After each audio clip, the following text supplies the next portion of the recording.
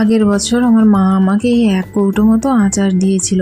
এই আচারটা খেতে দারুণ লাগতো, তবে কৌটো খুলে দেখি আচার শেষ হয়ে গেছে। তো আমাদের তো সপ্তাহের অর্ধেক দিনই আমাদের নিরামই থাকে, তো আচার না হলে তো খেতেই পারে না। যাই হোক, বলা যা আর ভাবাও তা। আর সঙ্গে সঙ্গে আম কিনে নিয়ে এসে সমস্ত সামগ্রীগুলো রেডি করে তো বসে পড়লাম আচার তৈরি করতে। তবে হ্যাঁ, আচারটা তৈরি করার আগে ভালোভাবে ধুয়ে শুকনো কাপড় দিয়ে জলটা ভালোভাবে মুছে আমি কেটে নিয়েছি, না হলে আচারটা বেশি দিন থাকে না। তো এটাকে তো আমাকে 1 বছরের জন্য স্টোর করে রাখতে হবে, তাই তো বলো।